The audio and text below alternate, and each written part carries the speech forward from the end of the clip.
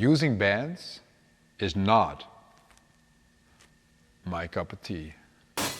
What is my cup of tea? Is a cup of coffee.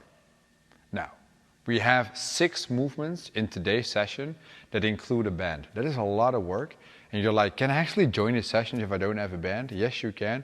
I'm going to take you through all 6 of the movements and show you alternatives, things you can do and use to still have a different stimulus than just doing this without a band. Now, the first thing that we do is look at the second portion of today that has 2 movements. It has a banded glute bridge, which is a glute bridge with tension around the knees for extra pressure on the glutes, and the abduction walk with a band also around the knees. Now, we're going to show you 2 different movements. First one, instead of doing the glute bridge with the band, you're going to lay against a wall, get your heels in the floor, you're going to press your knee into the wall, and then you're going to drive up your hips to the ceiling. You're going to bring them back down till your butt touches the floor. You're bringing back up to the ceiling. While you're doing this, you're actively pressing this knee into the wall the entire time. Instead of doing the 10 repetitions as prescribed in the workout, with the band, you do 5 repetitions on the right leg against the wall, and then 5 repetitions with the left knee against the wall. Now, the second movement in that second portion that also requires a band, we're going to also use the wall. It normally is bend around the knees, walk, step. So you're firing the glutes even more. Now what we'll do here is we're going to stand close to that wall. I'm going to use my right knee here. What I do is this. I'm going to lift up the leg until my knee is approximately at the height of the hip with my leg pointing down, my toe pointing up. What I'm going to do here is I'm going to actively press this into the wall. As I'm going to run, I'm going to press this into the wall and hold it for 10 seconds on the left. 10 seconds. And I'll switch and I'll hold it for 10 seconds on the right. And that is a good substitution for the 10 repetitions that you have to do alternating of the abduction walk. Now, let's have a look at the workout portion of the day that is prescribing 4 movements, all upper body, a row, a press, a curl, and an extending movement, all with a band. We're going to use the bag for almost all of these movements. I'm going to grab my bag. I actually had it load up pretty heavy. That's why I can carry it that easy. And then I have the straps as close to the bag as possible, but I really want to work with the straps today. Now, the first movement that's prescribed is an alternating band row that is normally standing. Now, with the standing, the idea is that we work in the plane of pulling something against the body from a perpendicular position.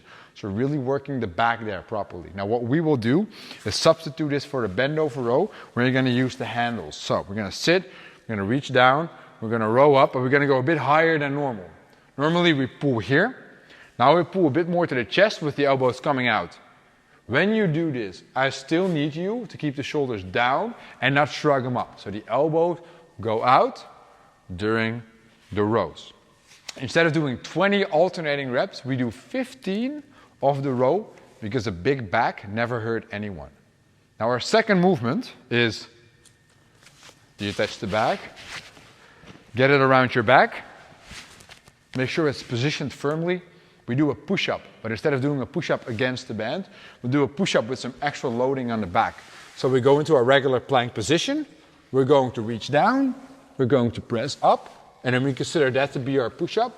We do that for 10 repetitions. If that is very, very easy, because you're so good at push-ups, you can always make it 15 as well. Now, let's look at our third movement. Do a little dance for you guys. I'm going to have the straps in my hands again. And now it says a band hammer curl, right? So a curl with the band.